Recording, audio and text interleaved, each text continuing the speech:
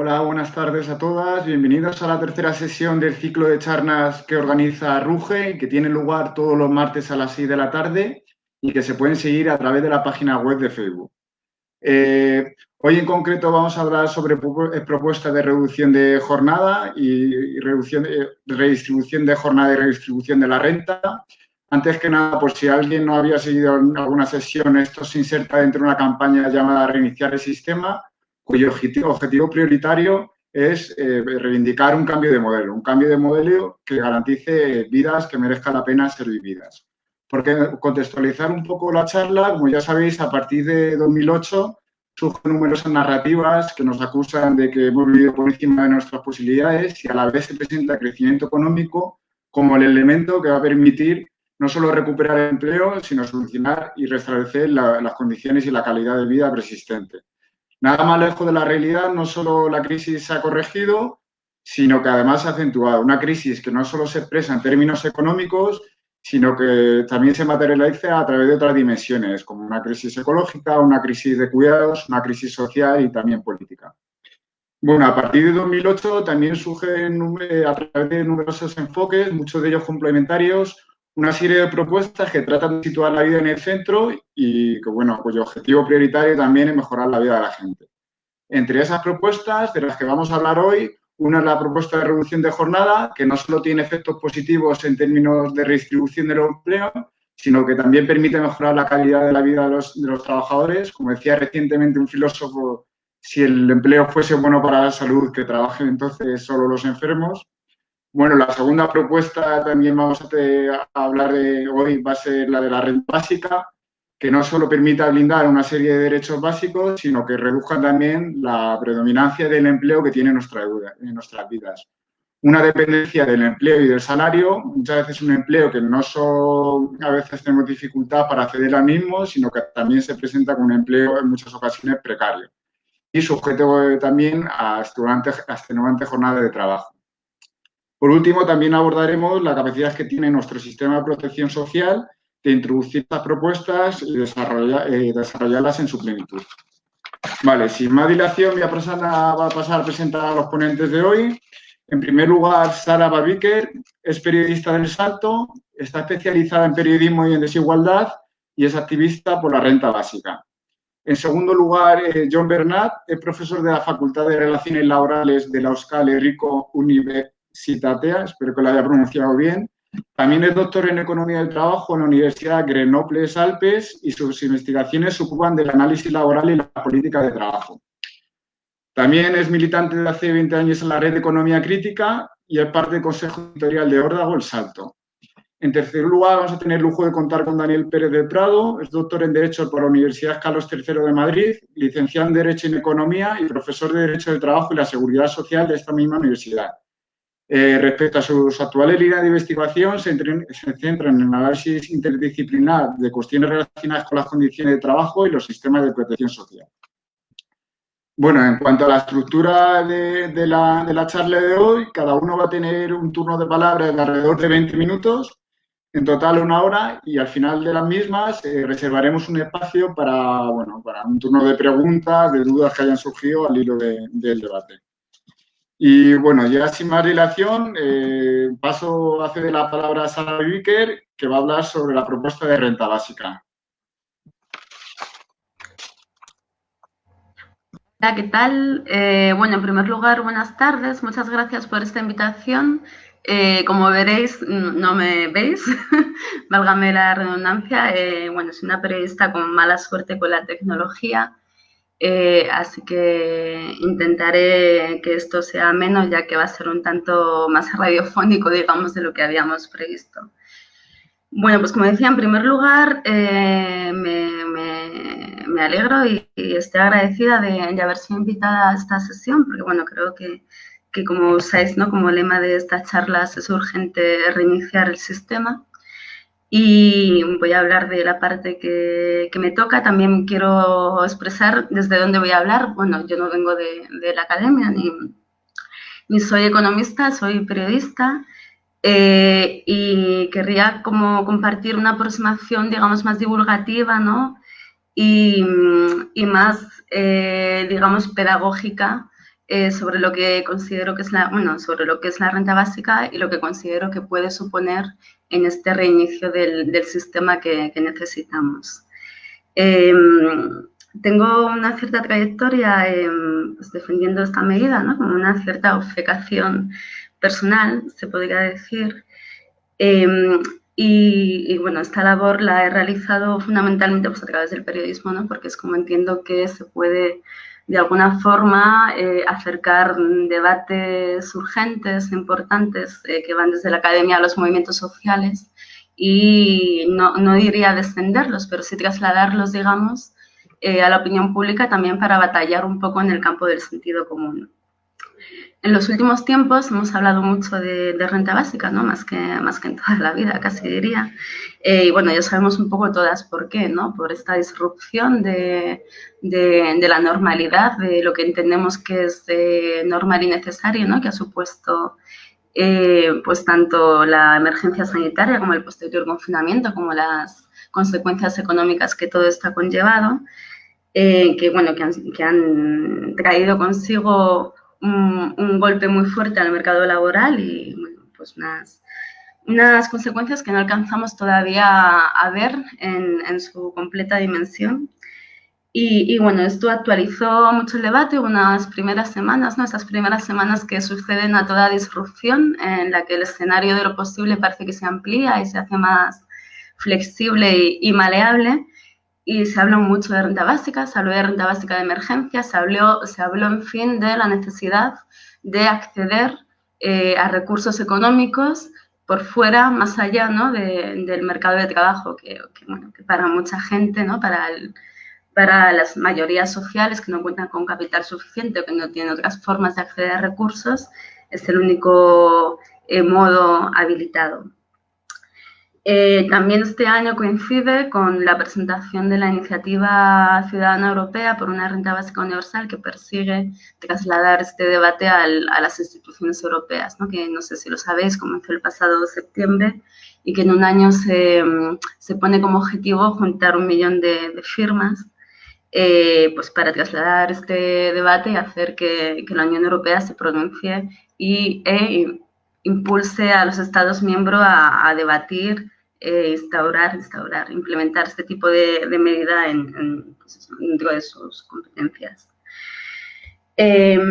Digamos que tras hablar tanto de esto, hoy yo a vosotros y a vosotras con una cierta impaciencia y una cierta urgencia, y lo que querría hacer hoy, y siento mucho que no ayude el hecho de no tener cámara, es algo un poco experimental, que consiste en intentar convenceros de por qué necesitamos una renta básica, o más bien ayudaros, daros herramientas para que convenzáis a vuestros colegas de por qué lo es.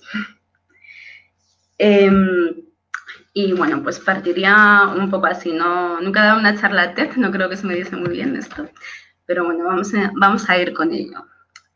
Yo creo que para convencer, para hablar, ¿no? Para penetrar en el sentido común con la idea de una renta básica, para empezar hay que explicar bien lo que es, porque bueno, ha habido mucha confusión con respecto a qué es exactamente una renta básica y sobre todo este año, ¿no? Con la emergencia del ingreso mínimo vital, que al principio se llamó renta básica, y toda la confusión que generó también casi a nivel internacional, ¿no? Donde la gente, los amigos de afuera te llamaban y te preguntaban, ¿es verdad que está por instalarse la renta básica en España? Y tú decías, pues no. Porque una renta básica universal, bueno, para empezar, es universal, ¿no? Se le da a todo el mundo tiene derecho a ella. Y entonces aquí te puedes encontrar, ¿no? Yendo a esto de comenzar a los colegas con la primera reticencia desde este sentido común que tenemos que abandonar y transformar pero a todo el mundo, también a la gente que no la necesita, a botín, bueno, un poco el argumento de siempre. Y sí, es universal como es la sanidad, ¿no? A la que también tiene acceso todo el mundo. Es universal como es la educación pública, a la que también tiene acceso o debería tener acceso todo el mundo. Es esta condición de universalidad, digamos, la que la hace un derecho, ¿no? La que la hace un derecho y no algo que alguien se tenga que merecer en función de cumplir unos ciertos requisitos. ¿Por qué sostenible? Pues igual que, como lo es la sanidad universal, porque eso que se recibe por un lado se devuelve por el otro en forma de impuestos, porque para financiar una renta básica universal sería necesario que aquellos que más perciben más aportasen, ¿no? Pero, vamos, posible es y ha de ser universal para ser la renta básica que defendemos. Esos requisitos que hay que cumplir, ¿no? Cuando te dicen, pero es incondicional, es algo que escuchamos mucho, ¿no? Aunque yo creo que se va venciendo un poco esa batalla, pero aún seguimos escuchando cómo puede ser incondicional. Entonces, la gente no tiene que trabajar, algo tendrás que hacer a cambio, ¿no? Yo que ahora estoy haciendo bastantes reportajes sobre ingreso mínimo vital, me lo encuentro mucho en gente que está desempleada, que lleva mucho tiempo desempleada y que está desesperada. Sin embargo, piensa que aún, por más que ellos estén luchando por conseguir un empleo y acceder a recursos, que aún hay que demostrar, ¿no?, que te mereces las cosas, que no es que tengas mucho morro y que te vayan a dar algo sin condiciones, que la gente no quiere trabajar y que si tú le das una renta, pues ya no trabajan, ¿no? Y creo que ahí hay un combate del sentido común importante para dar. Si no fuese incondicional, pues tampoco sería un derecho. ¿Es suficiente? ¿Por qué es importante que sea suficiente?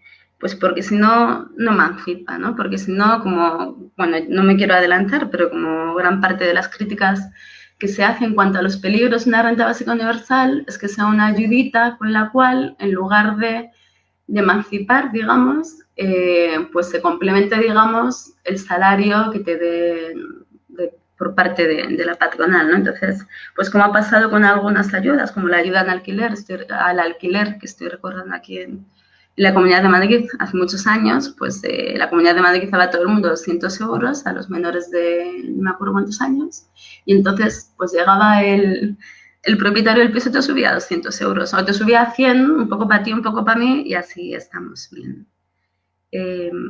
Voy a parar un segundo, no sé si estoy hablando muy rápido, es un poco solitario esto de estar hablando sola ante el ordenador. ¿Vamos bien? ¿Se me oye? ¿Sí? Genial. Vale, gracias, porque ha habido un momento que he dicho, ¿y si no está funcionando y estoy yo aquí hablando sola delante del ordenador? Bien. Bueno, pues es fundamental que sea suficiente para que sea emancipadora. Y también individual. ¿Por qué es importante que sea individual? Por lo mismo, para que sea emancipadora. Porque si es una ayuda que se da a nivel familiar, bueno, os voy a poner un ejemplo del ingreso mínimo vital que nos sirve muy bien para contraejemplificar, ¿no?, lo que sería una renta básica universal, porque básicamente es un poco lo contrario a una renta básica universal y como tal reproduce todas las cosas que la renta básica universal pretende evitar, ¿no? Entonces, en el ingreso mínimo vital, la ayuda se le da a una de las personas que forman pues lo que se entiende una unidad de convivencia, ¿no? Entonces, si en una familia de 4 miembros, digamos, pues hay una mala situación económica y no se llega a ese umbral de los 462 euros por adulto y luego ya subiendo un poquito según cada miembro que se vaya añadiendo, pues se tiene en principio, otra cosa es que se consiga, pero se tiene derecho a esa ayuda que complemente para llegar hasta ese umbral, pero esa ayuda se le da a una persona dentro de la unidad de convivencia, que en muchas ocasiones es una familia. Pues pasa lo que pasa con todo subsidio que se da a un adulto en una unidad familiar más amplia. Cómo se distribuye el poder, ¿no? Cómo son las relaciones de poder cuando el dinero, cuando los recursos pasan por la cuenta de uno, ¿no? Y se llega al punto, aquí, por ejemplo, en la Comunidad de Madrid, que gente que antes tenía derecho, es muy común entre las personas sin recursos tener que compartir un mismo techo entre, por ejemplo, 2 generaciones de familia, ¿no? Pues abuela, abuelo, hija y los hijos de la hija. Al ser unidad de convivencia, es posible que esa hija, que al mismo tiempo es madre, pueda dejar de cobrar su propia renta mínima y cobre a través de su madre, ¿no? de la persona que es titular de esa ayuda que se entiende en términos familiares. Entonces, como sabemos que la familia, ¿no? Como el feminismo nos ayuda a entender que la familia no es necesariamente un espacio de igualdad de poder, sino más bien de relaciones de poder desiguales, es importante que esa renta básica sea individual. Entonces, después de soltar este rollo a tu colega, es muy posible, ¿no?, que surjan determinadas objeciones, por otro lado, necesarias, a mi entender, e imprescindibles, digamos, para pensar en una estrategia de renta básica emancipadora que ayude a reiniciar el sistema, ¿no?, como decís vosotras, y no a consolidarlo y hacerlo aún más férreo e intransformable. La primera de las objeciones, pues es que eso es neoliberal y de qué te sirve que te den 700 euros al mes o 800 si se cargan los servicios públicos. Bueno, al final hay, digamos, oposiciones que no funcionan de por sí, ¿no? Porque no estamos hablando de renta básica universal o servicios públicos. Es una medida que debe de ser acompañada de muchas otras medidas y de proteger muchas cosas existentes en el caso de que existan. A mí, por ejemplo, sí me parece tramposo defender la renta básica universal en determinados escenarios, ¿no? Pues como en Estados Unidos, por ejemplo, ¿no? Que de allí han salido algunos documentales y programas donde gente vestida onda Silicon Valley, innovadores que hacen surf, pues te explican toda la libertad, ¿no?, que te daría tener una renta básica universal. Pero claro, en ese escenario donde no tienes un seguro sanitario, pues sí, entiendo, ¿no?, la desconfianza que puede generar la idea de renta básica universal como, pues como una forma para el Estado de desentenderse de los servicios públicos. Por otro lado, por sí misma como idea, no resta, o sea, resta si te cargas los servicios públicos o si disminuyen esos servicios públicos en el marco concreto del que estemos hablando, ¿no? Pero sí que suma, porque mejor tener eso que no tener nada, pero bueno, esa sería otra historia. Otra objeción, ¿no?, que a algunas nos duele mucho porque viene de nuestro campo, pues es la feminista, ¿no? La feminista, creo que cada vez hay voces más plurales y cada vez hay un debate más rico y más fértil, pero durante mucho tiempo, desde el feminismo, se criticó la renta básica universal por no considerarla transformadora en términos de género, es decir, porque no actúa, no está dirigida, digamos, a garantizar una mayor igualdad entre mujeres y hombres. Y en particular, ¿no?, se centraba esta crítica en la división sexual del trabajo. Una renta básica permitiría que muchas mujeres que tienen un trabajo precario pues pasasen de ese trabajo y se dedicasen a los cuidados, por ejemplo, ¿no? Esta es una de las críticas más comunes. ¿Qué le podrías comentar a tu amiga feminista que está preocupada por esto? Pues primero que está bien que se preocupe, ¿no? Porque es verdad que con una renta básica pues no vamos a acabar con el patriarcado.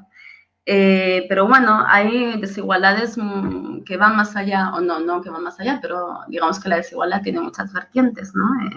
Entonces, desde una mirada interseccional, sí que podemos pensar que más allá de la desigualdad de género, pues ahí está la desigualdad de clase, está la desigualdad de raza, y que muchas veces enfocarnos solo en la desigualdad de género a lo que ha llevado es que esa subalternización derive del género a la clase, ¿no? Como un ejemplo que va a ser más claro que todo lo que pueda divagar, como que resolvamos los cuidados no con un reparto de cuidados en una pareja heterosexual, sino contratando a una empleada doméstica que va a tener unos recursos y que probablemente sea racializada o inmigrante. Entonces, para reducir las diferencias y las desigualdades entre las mujeres, que también es un objetivo del feminismo, una renta básica permitiría subir ese suelo en común y evitar, digamos, esos escenarios de dominación. Y no solo, ¿no? O sea, también podría dar una base material, una base temporal, digamos, para una mejor redistribución de los cuidados. Y no solo, también podría dar una mayor capacidad de emancipación a las mujeres para salir, por ejemplo, de relaciones violentas. Y sobre todo haría un apunte aquí que justamente yo creo que una mirada feminista más apegada a la realidad, más apegada a la experiencia, más apegada a lo micro, puede poner relieve todo lo que nos cambiaría la vida con ese piso material garantizado. Otra pega que te puede poner tu amigo o tu colega sobre la renta básica universal, pues que fomenta el individualismo. Y bueno, no hay que escucharle porque no es que tenga razón, pero es verdad que así en sí una renta básica universal tampoco hace mucho por generar tejido social y acabar con dinámicas del neoliberalismo individualista. Pero, sin embargo, sí que posibilita más fácilmente hacer cosas en común en cuanto que liberaría tiempo y en cuanto que nos daría, digamos, tampoco quiero adelantar, pero nos daría también como un piso sobre el que pensar en común y sobre el que pensar a largo plazo, ¿no? Y quizás también, quizás es muy voluntarista mi visión, pero es más fácil pensar en común y pensar a largo plazo cuando se tiene una base material garantizada que cuando te pasas el día buscando la forma de sobrevivir. Y otra objeción que me parece importante y a la que habría que prestar mucha atención es cómo podrían aprovecharse pues, tanto la patronal, ¿no? Tanto los empresarios como los propietarios de esta situación, ¿no? Pues bajando los salarios, como decía anteriormente, o subiendo los alquileres y las hipotecas o los precios y demás. Bueno, sí, podría pasar, pero como comentaba antes, la renta básica es solo una medida, ¿no? Entonces, con una renta básica suficiente, probablemente no bajarían los salarios, sino que subirían, porque tendríamos con qué negociar. Es muy difícil negociar sobre la nada, es muy difícil decir que no a 500 euros cuando no tienes nada, es mucho más fácil decir que no a 500 euros de salario cuando cobras 700 porque tus derechos están garantizados. Bueno, no sé cómo voy de tiempo, no me queda mucho. Yo creo, así por hacer una especie de, no sé si de resumen, como de sumario de lo dicho hasta ahora en nuestra estrategia para convencer a un colega de por qué la renta básica universal es necesaria, que hay que estar muy pendientes de los límites y que no se trata tanto de luchar por una renta básica, sino de tener muy claro qué renta básica queremos y esquivar todas las trampas que el sistema que queremos reiniciar nos va a querer poner por el camino, ¿no? Entonces sí que creo que hay que estar alerta ante determinados límites e incluso amenazas de la propuesta. Uno que veo muy claro es el que tiene que ver con el apartheid social, ¿no? Esto de la renta básica universal de diversas formas que os estoy contando existe una existencia material garantizada en algunos estados. Estoy pensando, por ejemplo, bueno, yo he vivido un tiempo en Oman, que es un país donde vive parte de mi familia, y es uno de estos estados del Golfo, ¿no? Que de pronto encontraron mucho petróleo, era muy poca gente y se pusieron a repartir. Y entonces, pues tienen un cierto estándar de vida, tienen muchas cosas garantizadas, incluso pues ayudas, ¿no? Pues, de este talante.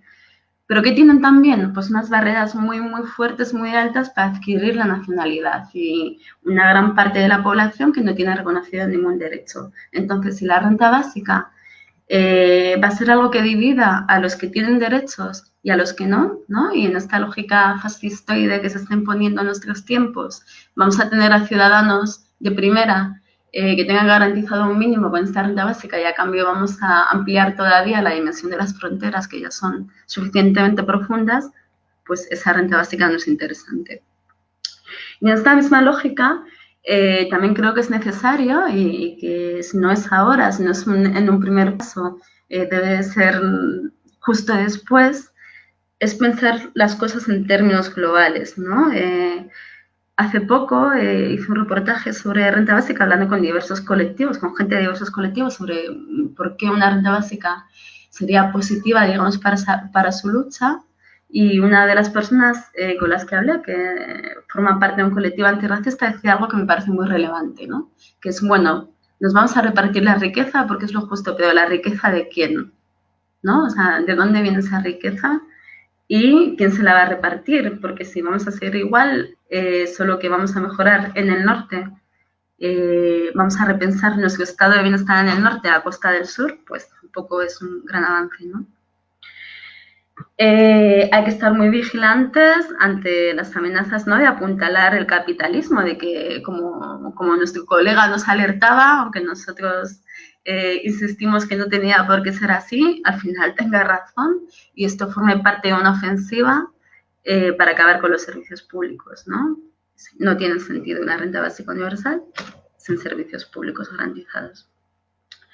Y luego también hay que hacer caso a las feministas, ¿no? Y una renta básica insuficiente en un sistema, en un mercado laboral precarizado donde no hay espacio para la conciliación y los cuidados, sí, puede contribuir a afianzar dinámicas de división sexual del trabajo, ¿no? Entonces ahí también veo no tanto un límite como una amenaza. Pero también veo posibilidades y con esto voy a terminar mi intervención. Primero, no es algo voluntarista en este caso, sino que es algo empíricamente demostrado. Una renta básica universal sería un avance para nuestra salud mental como sociedades de una manera muy clara, ¿no? El último, bueno, este experimento que ha tenido tanto recorrido hecho en Finlandia, que incluso que aunque inicialmente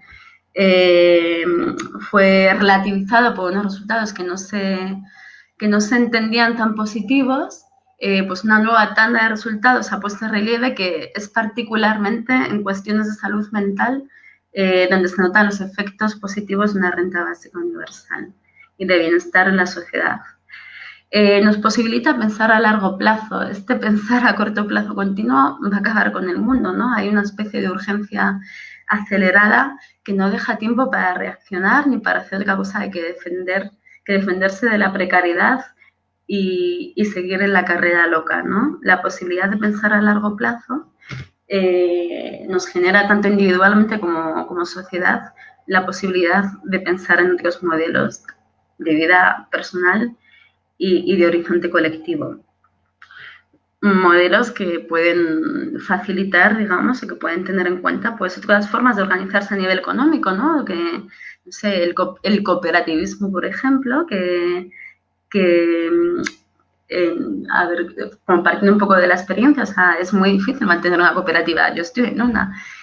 Y habría que pensar, ¿no? También digo, desde esa mirada feminista pegada a la tierra, a lo personal, a la experiencia, que mucho más fácil, ¿no? Sería hacer viables, sostenibles en el tiempo, tantas ideas en común que tenemos para generar otra forma de negocio, otra forma de economía, si tuviésemos esa base garantizada, si tuviésemos un capital, como tienen los capitalistas, que poner en juego, ¿no?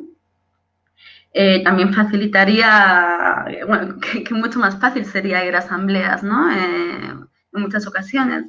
Que mucho más fácil sería sostener pulsos con la patronal, ¿no? Que caja de resistencia tan potente sería saber que vas a tener comida a final de mes, aunque sostengas durante semanas una protesta, ¿no? Y bueno, en definitiva, lo voy a dejar aquí.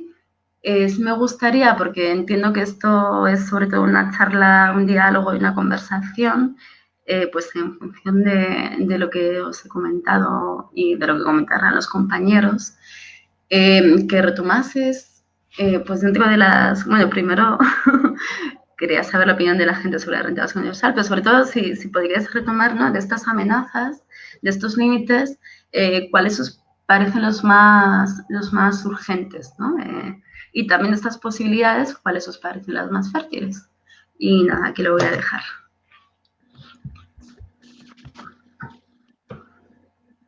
Vale, pues muchas gracias por sus aportaciones, Sara. Ahora voy a dar paso a John Bernat, que se va a centrar en la propuesta de reducción de jornada laboral.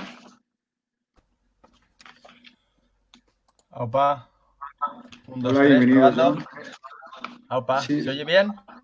se escucha bien. Ni demasiado alto ni demasiado bajo, más o menos así. Vale. Bueno, opa, Chaldeón. Buenas tardes a todo el mundo que estáis ahí.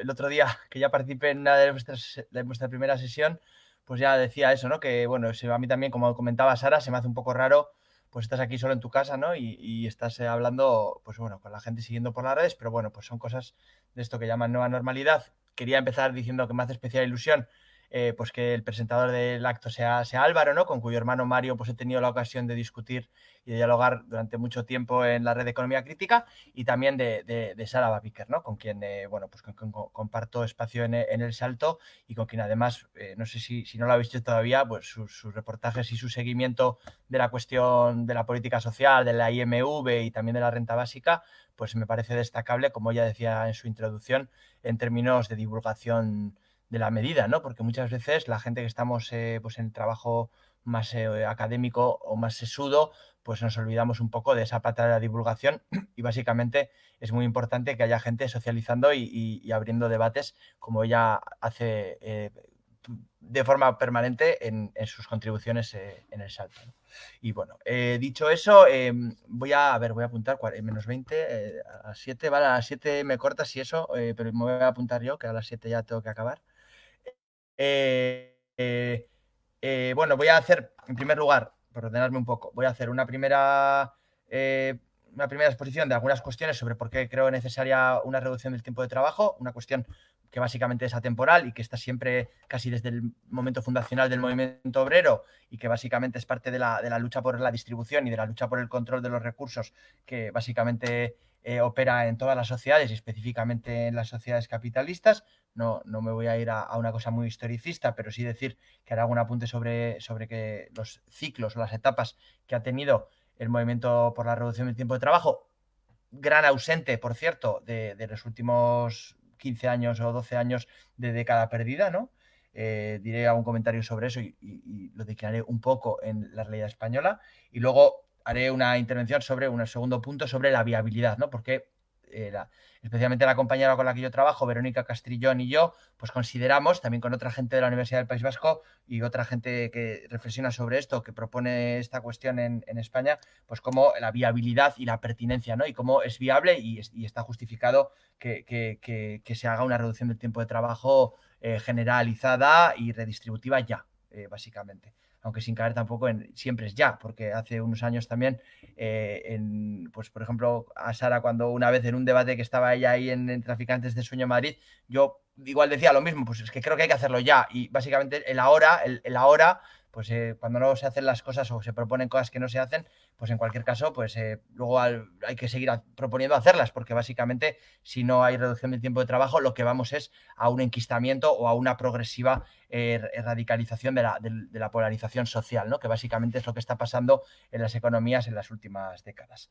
Esto, que básicamente lo intentaré hacer relativamente rápido, lo declinaré después con un esbozo de propuesta de reducción del tiempo de trabajo en España, en la línea un poco pues, que propone aquí la referencia, que sería Nacho Álvarez, que sería un poco el secretario de Economía de Podemos y el que está ahí más arriba en esa pugna entre el PSOE y Podemos sobre qué se puede hacer y no se puede hacer y qué se quiere hacer en términos de política social o de política laboral en España. Entonces, haré unos comentarios sobre la viabilidad, en este caso ya declinada a la cuestión española, y algunos datos prepandémicos, y terminaré, cuarto punto, con dos ideas de cómo la pandemia ha un poco hecho saltar por los aires, pero es como la renta básica, lo decía también Sara antes, todos los debates se han intensificado con la pandemia. El tema es que hay muchos debates a la vez y lo que no hay es, en cierta forma, recursos para todo, ¿no? Pues igual no hay dinero para hacer una renta básica universal de cuantía suficiente, una reducción del tiempo de trabajo a 34 o a 32 horas, como propone de hecho la UGT desde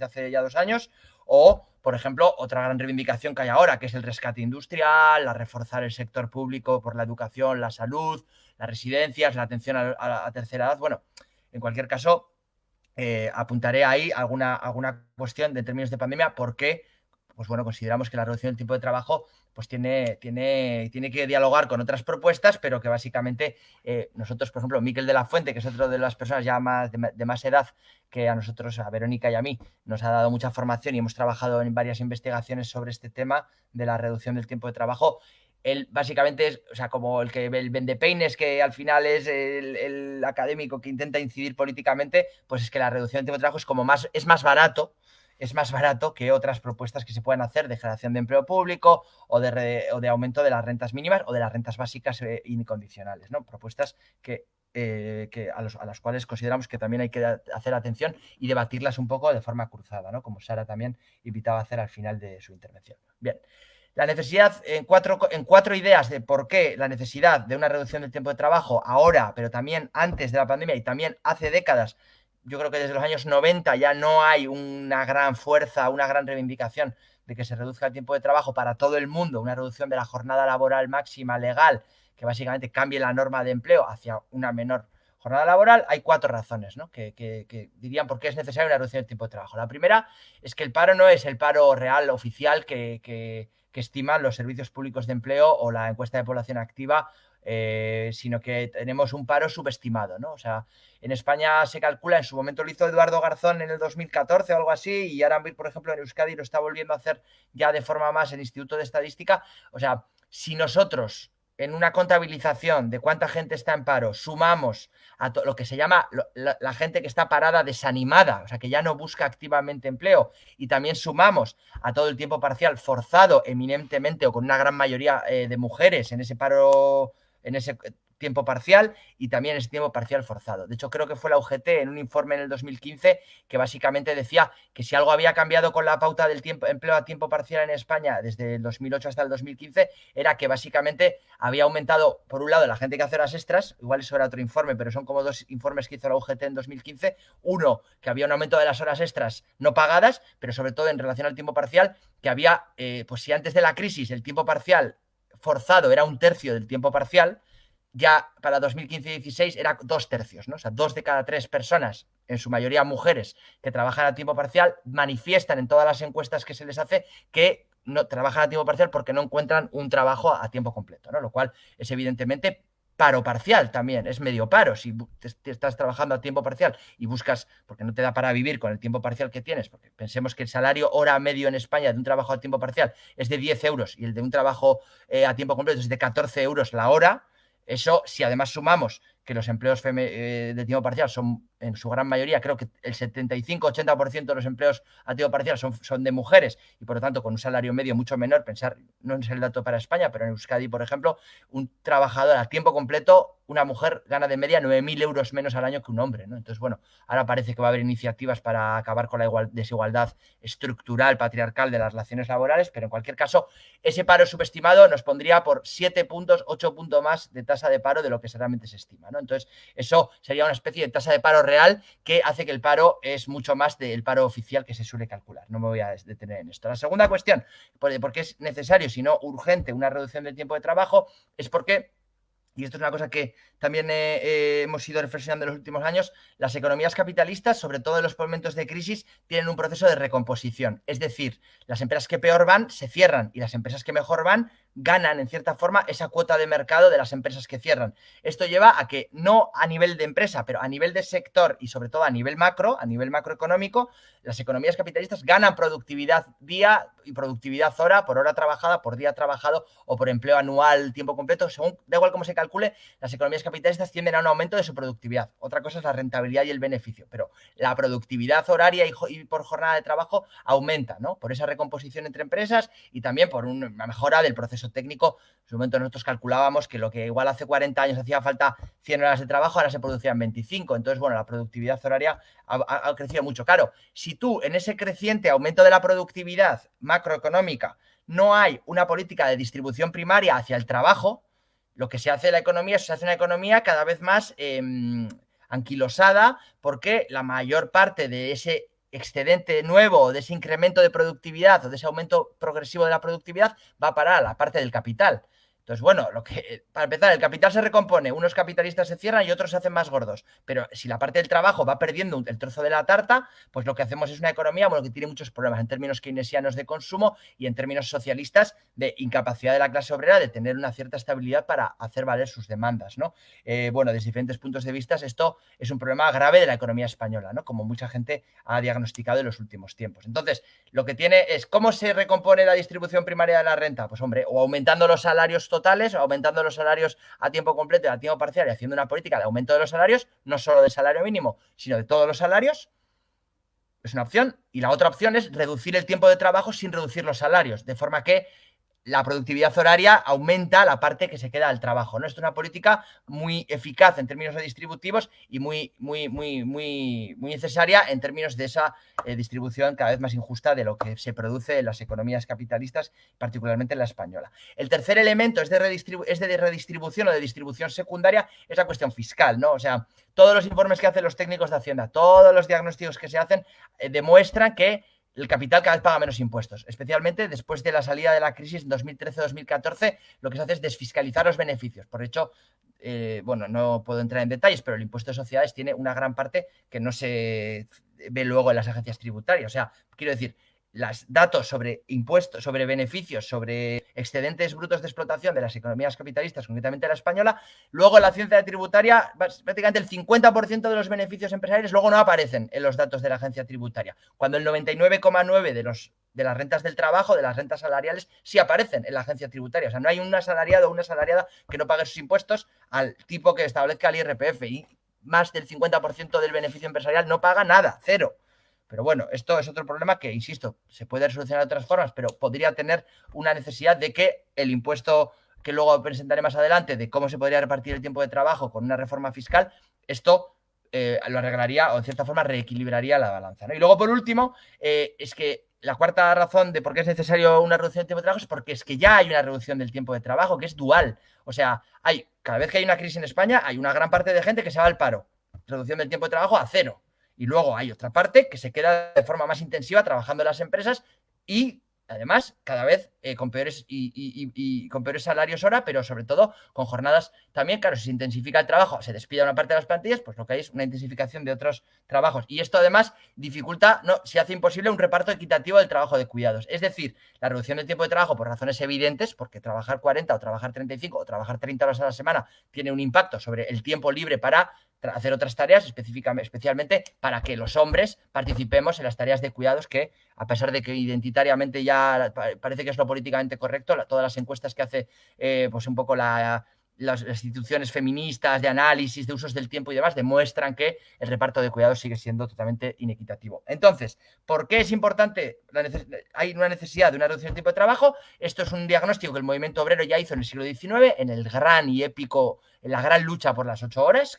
De hecho, el mismo 1 de mayo reivindica, como bien sabéis, militantes como no, de la UGT, esto, pero luego es que esa lucha por trabajar menos, por liberar tiempo de vida sin reducir los sueldos, luego en los años 70 ya se reconvierte en una reducción del tiempo de trabajo, el lavorare meno per lavorare tutti de los años 70, ¿no? Y luego ya llegamos a los tiempos actuales donde tenemos una referencia indispensable para entender cómo se puede enfocar una reducción del tiempo de trabajo, no de la mejor manera posible, pero de una forma posible, es la que se hizo en Francia con las leyes Aubry en el 98 y especialmente en el 2000, ¿no? Donde hubo un impacto no solo en la creación de empleo, sino que todo el mundo en Francia bajó a las 35 horas y no pasó nada, ¿no? Y lo que hubo, y no me puedo extender aquí, es una intensificación, no se creó todo el empleo del tiempo liberado, ¿no? En su momento estuvimos mirando evaluaciones y en Francia se creó, de todas las millones de horas de trabajo liberadas, se creó como 1/3 o 1/4 de horas nuevas de nuevo empleo, lo cual no está mal, teniendo en cuenta que hubo muchas medidas de flexibilización y de reorganización que limitaron el impacto de creación neta de empleo de las leyes Aubry en Francia. Luego está el modelo alemán. En Alemania, por ejemplo, cuando hay crisis no despiden tanto a la gente, porque en las grandes empresas porque no se puede, porque tienen un modelo de cogestión y porque la cultura del país es más reducir el tiempo de trabajo y reducir los sueldos, que básicamente como para que se quede todo el mundo trabajando menos horas, ¿no? En principio es Guatemala o Guatepeor, pero en principio me atrevo a decir, o por lo menos mi opinión, o la nuestra en el grupo de trabajo que tenemos en la UPV, es que la EHU, como decías antes Álvaro, la Euskal Herriko Unibertsitatea, es que básicamente no queremos una reducción del tiempo de trabajo con reducción de sueldos, porque eso es una mierda, pero todavía es peor que se despida a una parte importante de las plantillas cada vez que viene una crisis. O sea, en España nos hemos puesto, os habéis puesto, como lo queráis ver, en 43% de tasa de paro juvenil en agosto, finales de agosto de este año. Entonces, lo de siempre en España, hay crisis y despidos y bloqueo de las nuevas contrataciones y un montón de gente que se queda fuera. Entonces, bueno, esto básicamente la UGT en su momento propuso las 32 horas, aunque proponía un avance progresivo hacia ellas. Yo creo que los avances progresivos tienen sus problemas, creo que hace falta avances. En un momento hay que dar un salto adelante en términos de reducción del tiempo de trabajo que sea sustancial, porque si no, el capital las empresas integran esa reducción de tiempo de trabajo sin creación de nuevo empleo, entonces bueno, tiene su impacto, por ejemplo, de liberación de tiempo para vivir, para cuidar, pero no tiene su impacto en posibilidades de que eso haga hueco para que se creen nuevos trabajos. Entonces, bueno, ¿por qué es viable esto? Bueno, yo hace años hablábamos de la viabilidad subestatal de esto, ¿no? Porque la coyuntura lo marcó primero en Guipúzcoa con el gobierno de H. Bildu y luego en Navarra con el cuatripartito, que, bueno, no sé si sabéis, pero es uno de los lugares donde esto se planteó como política autonómica o foral. Pero, bueno, hoy en día el debate está en el Estado. El debate está en el Estado con una ley de reducción del tiempo de trabajo. Yo creo que lo razonable más que igual ir a las 32 directamente sería a las 34, pero en cualquier caso el debate va a estar en quién paga eso, ¿no? Porque esto es el tema la madre del cordero. O sea, si se reduce el tiempo de trabajo, reduciendo en la misma proporción los sueldos, la reducción del tiempo de trabajo es una medida regresiva. O sea, como dice Albert Recio, que es un gran experto en economía laboral y en política del trabajo, dices que eso no es repartir el trabajo, es repartir el paro, ¿no? Estamos en paro y cada uno le dejamos un trocito de nuestro paro a una persona en paro para que empiece a trabajar. Entonces, bueno, esto es una política, como os digo, el modelo alemán, pero es una cosa que, bueno, no sería de avance social. No se podría vender como un avance social, sino como un reajuste para que el capital mantenga su viabilidad productiva, porque el trabajo es la condición necesaria para producir. Luego, la otra opción, que es lo que pasó en Francia, que es una compensación parcial, es decir, que se reduzcan los sueldos en menor medida del tiempo de trabajo reducido.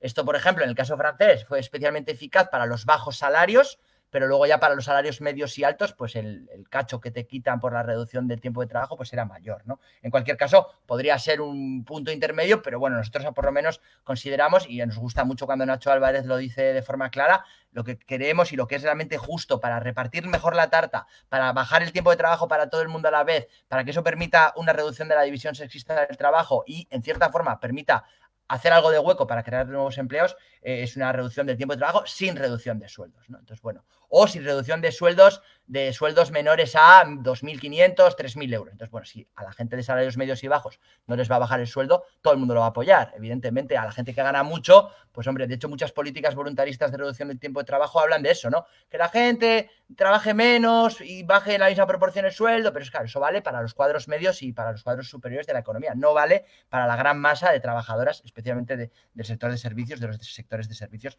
que básicamente nadie aceptaría una reducción del tiempo de trabajo con reducción de sueldo. Entonces, bueno, en esta batalla, que insisto, en nuestro caso es una batalla más académica o teórica, porque no lo vemos ahora mismo aparecer en los movimientos políticos y sociales y sindicales, consideramos, bueno, pues que había que relanzar esto, ¿no? Entonces, bueno, lanzamos una propuesta a gente que anda ya en Madrid, pues en los ministerios y estas cosas que anda la gente ahora, y básicamente hicimos una propuesta antes de la pandemia, empezamos a desarrollarla y luego pues ha venido la pandemia y se ha puesto encima de la mesa que básicamente la situación desde la que hay que partir para ver cómo se reparte el trabajo, cómo se reduce el tiempo de trabajo para todo el mundo, ¿cómo es esto? Para todo el mundo permanente, es decir, ahora reducimos, pero es que dentro de 5 o 10 años habrá que volver a reducir el tiempo de trabajo si queremos que la economía, en términos de empleo y producción, no colapse, ¿no? Incluso cambiando a un modelo no capitalista o con más plural, con otros modelos de producción, aparte del capitalista, tiene que ser permanente, tiene que ser sustancial, tiene que ser generalizada, tiene que ser equitativa, es decir, para todos y todas, porque si tú haces una reducción del tiempo de trabajo para quien quiera, es como las reducciones de paternidad y maternidad cuando eran voluntarias para que elegimos para el cónyuge gestante o para el otro cónyuge, ¿no? Eso en realidad no funciona. ¿Por qué? Porque siempre las mujeres son las que cogen esas medidas voluntarias, ¿no? Por la asignación patriarcal del trabajo de cuidados. Lo que hace falta son medidas que coerciban a los hombres, que son además los que tienen jornadas medias más altas, para básicamente ponerles a hacer su parte del trabajo de cuidados que, como digo, no hacemos prácticamente nadie, ¿no? Luego, me quedan 2 minutos. Entonces, cuando hicimos esta propuesta, pensándola antes de la pandemia, hicimos algunos cálculos, ¿no? Y nosotros básicamente, por ejemplo, nos salía que reducir la jornada laboral a 33 horas en España, desde las 38,3 a las 33,3, que nos permitiría, antes de la pandemia, llegar a una tasa de paro del 5%, del 14% que estaba en ese momento, tendría un coste para las empresas de 62.000 millones de euros. Pero hay que decir que de esos 62.000 millones de euros, solamente serían gastos salariales, es decir, de contratación de nuevas personas, el 70%. Y todavía habría un 30% que hubiesen sido ingresos adicionales para la seguridad social y, sobre todo, reducción de cargas en ahorros en subsidios de desempleo contributivos y no contributivos y otros subsidios autonómicos. Entonces, bueno, el sector público y la gente que está en las esferas políticas sabe que una reducción del tiempo de trabajo, un poco al estilo francés, incluso aprendiendo de los errores de la política de flexibilización que acompañó a la reducción del tiempo de trabajo a las 35 horas en Francia, permitirían una gran detracción de recursos a las arcas públicas, ¿no? Porque se generan nuevos empleos y porque habría mucha más gente que consume, el IVA, también habría empresas que, en base al impuesto social, habría que financiar esto, porque, como decimos, y termino, los 62.000 millones de euros que a nosotros nos saldría, que costaba antes de la pandemia, bajar la jornada a 33 horas de trabajo en España para todo el mundo.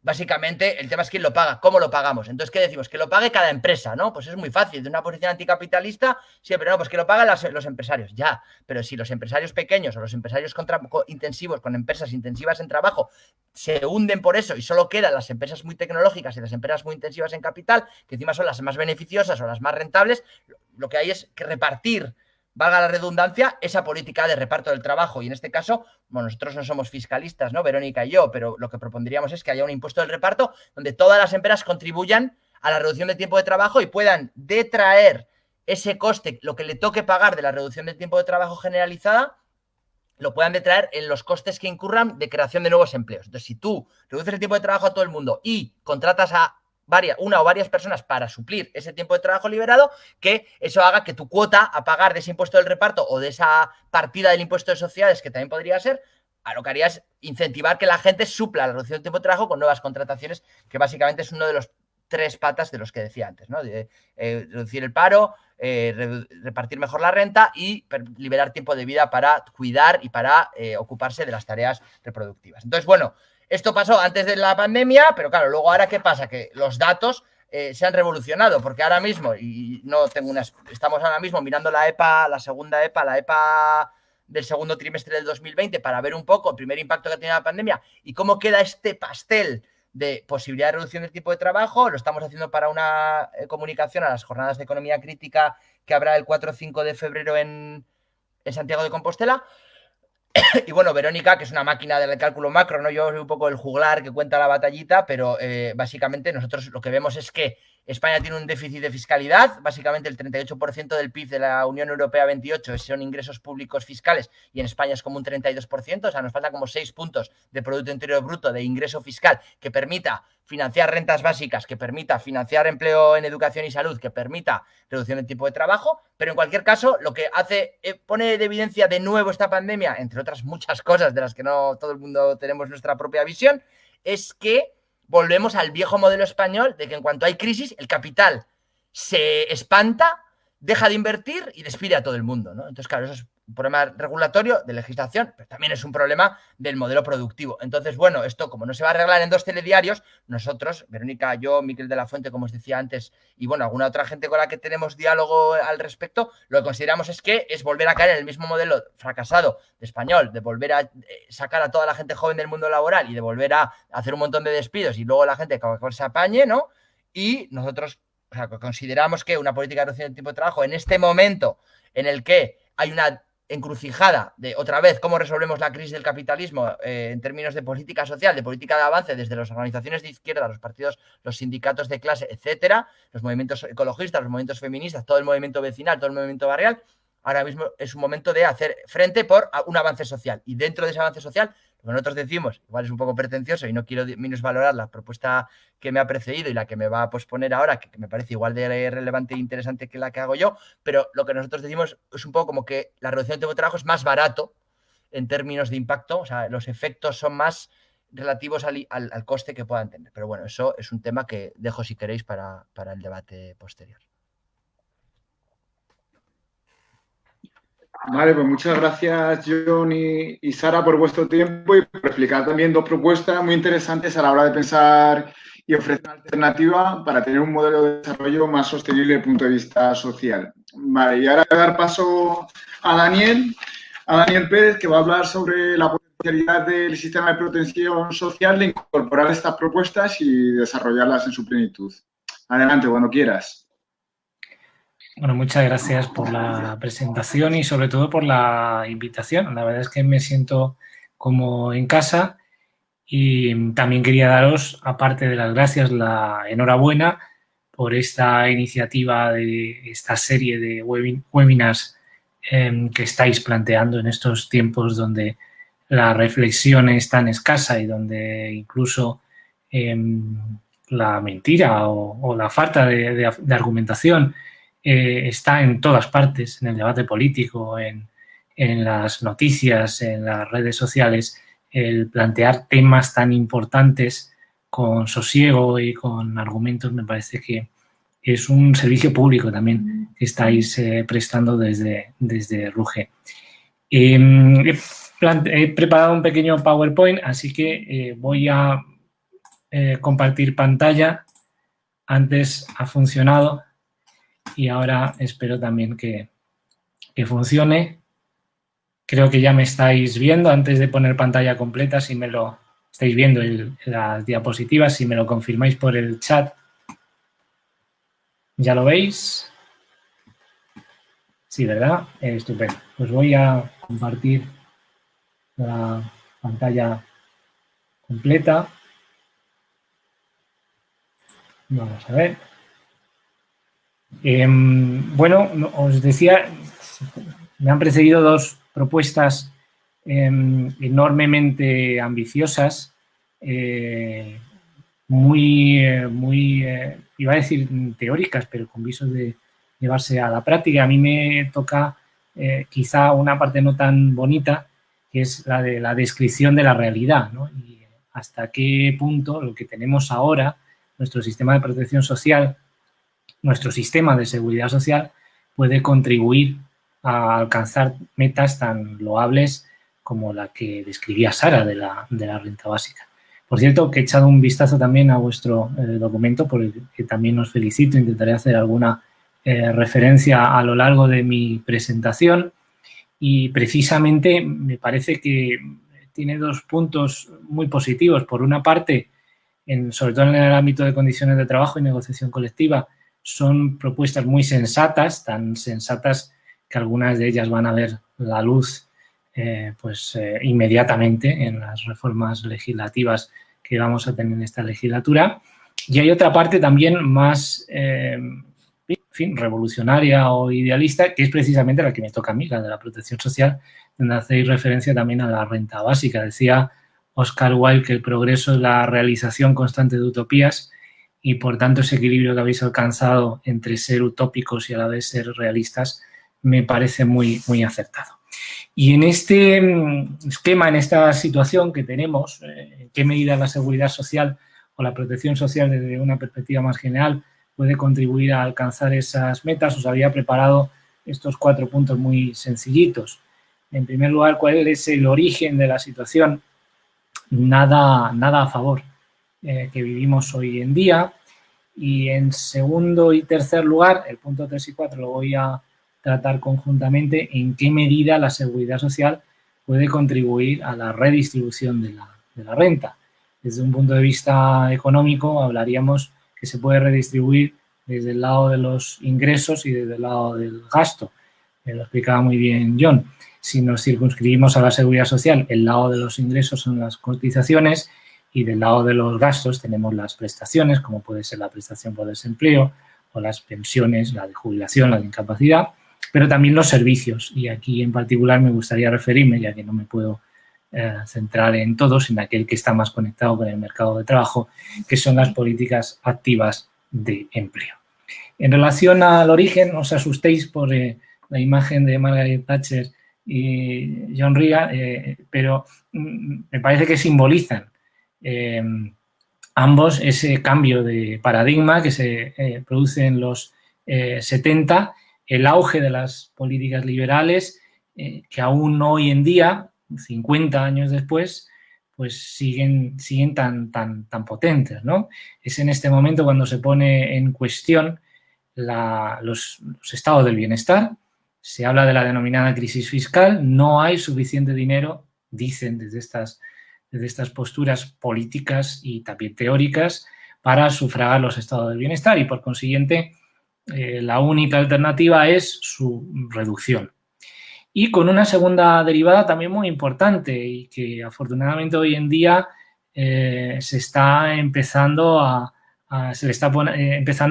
poner frente, que es precisamente la de la culpabilización de las víctimas, ¿no? El desempleado o la persona desempleada está desempleada porque así se lo ha buscado, porque no busca suficientemente empleo y no porque puedan concurrir otros factores, como puede ser por la propia circunstancia de la economía, del mercado de trabajo, su nivel de formación, etcétera, etcétera, etcétera. Este es el origen de muchos de los males que vivimos hoy en día y hasta relativamente hace poco, otro de las consecuencias fundamentales del auge del neoliberalismo es la poca atención que se le ha prestado a la igualdad y a la redistribución. En este sentido, ese primer libro de Piketty, El capital en el siglo XXI, creo que ha sido una palanca muy importante para que la igualdad se vuelva a situar en el centro del debate científico y también político. El hacer frente a las enormes desigualdades que vivimos, especialmente, y que se han ido incrementando especialmente desde este momento histórico. Y precisamente en esa tarea, en la tarea en la que estamos ahora de intentar recuperar el tiempo perdido, intentar curar los destrozos de estos 50 años y también de la última crisis económica, como os decía, la seguridad social puede jugar un papel muy importante. Y lo puede jugar en los dos ámbitos que os mencionaba. Por una parte, el ámbito de los ingresos y por otra, el ámbito de los gastos. Por parte de los ingresos, tenemos las cotizaciones sociales. Desde un punto de vista económico, las cotizaciones son tratados como cualquier otro impuesto. Sin embargo, desde el plano estrictamente jurídico no son exactamente un impuesto. Primero, su regulación es diferente, la Ley General de la Seguridad Social frente a la normativa tributaria. En segundo lugar, su destino no es general, sino particular, la financiación de las prestaciones de la Seguridad Social. Y en tercer lugar, aunque nuestro sistema es un sistema de reparto y, por tanto, quienes contribuimos hoy financiamos a aquellos que están disfrutando una prestación también hoy, se tiene en cuenta para el cálculo de las prestaciones futuras de los contribuyentes de hoy. Por tanto, esa es otra de las diferencias esenciales con el ámbito fiscal. Sea como fuere, y simplificando, podemos decir que es un ingreso a la Seguridad Social, puede ser tratado de una forma similar a un impuesto y, por tanto, puede ayudar también a redistribuir. Se dice, algunos estudios señalan que la redistribución es más efectiva por la vía del gasto que por la vía de los ingresos. Pero decía una profesora que tuve yo en la carrera que cuando uno tiene dos manos es mejor usar las dos manos que usar una, a pesar de que con una se sienta más hábil que con la otra, ¿no? Los que somos diestros, pues trabajamos mejor con la derecha, pero sin lugar a dudas, si utilizamos la derecha y la izquierda, pues trabajamos mejor que con una mano sola, ¿no? Por consiguiente, aunque las cotizaciones o los impuestos en general contribuyan en menor medida o de una forma menos eficaz que el gasto a la redistribución, si podemos utilizarlo también, pues creo que es un argumento a favor de esa vía. En particular, nuestras cotizaciones tienen escasa capacidad redistributiva precisamente porque no se ha pensado en ellas como una fórmula de redistribución. Y tienen escasa capacidad redistributiva por dos motivos fundamentales. Una es las bases de cotización. Tenemos topes a la cotización, es decir, que a partir de un determinado nivel de ingresos, en particular algo más de 4.000 euros, quienes más ganan no contribuyen más. Y por otra parte también en relación a los tipos o los porcentajes que se aplican a esas bases de cotización, que son lineales para los distintos tipos de contingencias o, si lo preferís, simplificando, de prestaciones. Por consiguiente, ¿de qué forma podríamos contribuir a que las cotizaciones fueran más progresivas? Pues por una parte, avanzando en una línea en la que de la que se ha venido hablando en los últimos tiempos, como es elevar ese tope en la base de cotización o incluso eliminarlo. A este respecto también hay argumentos en contra, ¿no? Se dice que como nuestro sistema es contributivo y por tanto se espera que uno reciba más o menos parecido a lo que ha contribuido, que bueno, si los que más contribuyen deben recibir también más.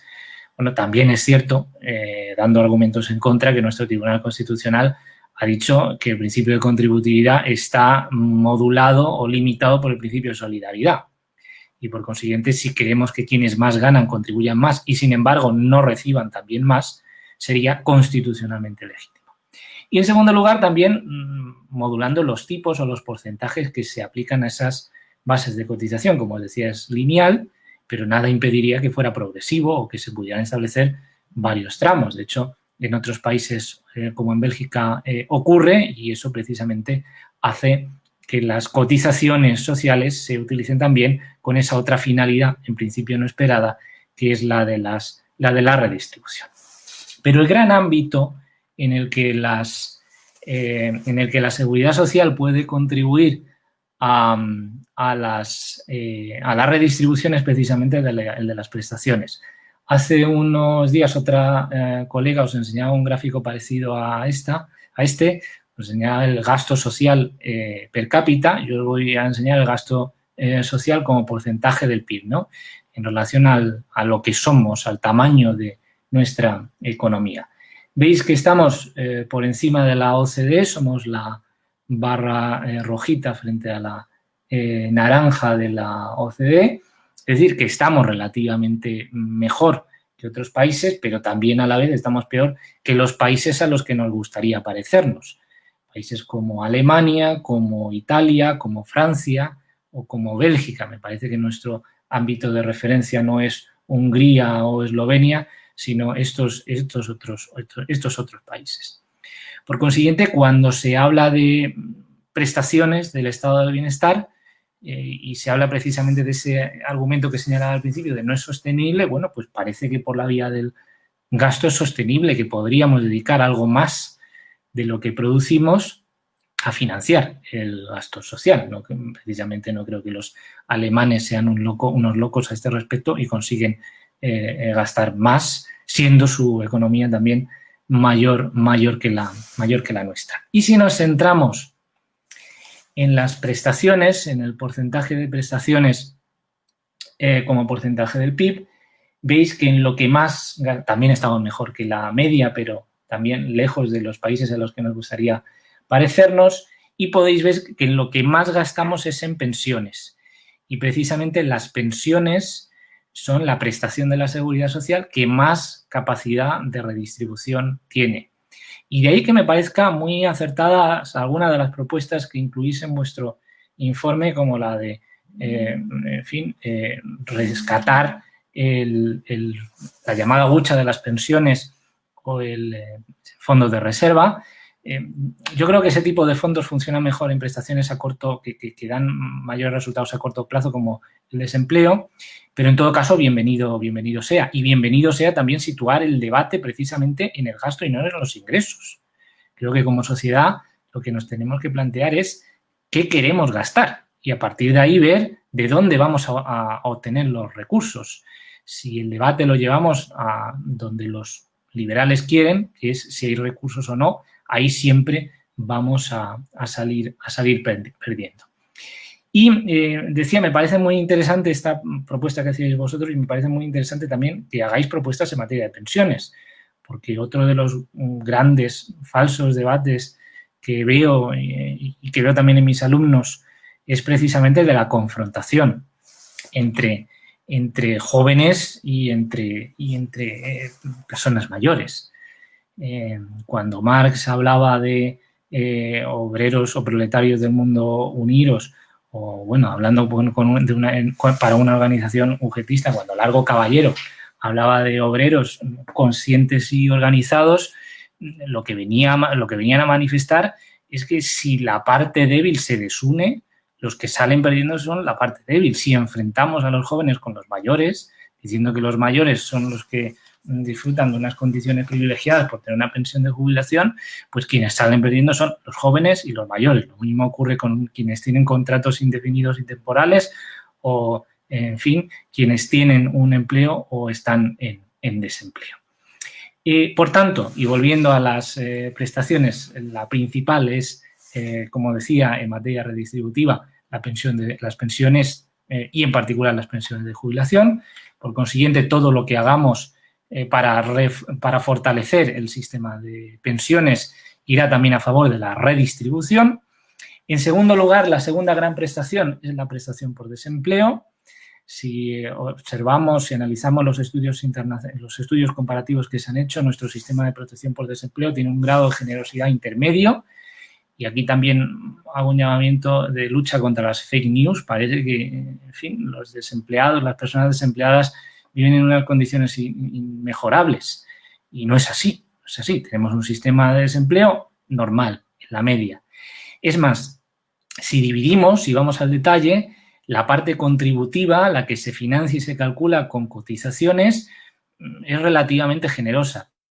Potencial, la que se accede según las rentas que se tengan y que la cuantía se establece por el Estado y no en relación a lo que se ha ganado previamente, ahí el sistema es poco generoso.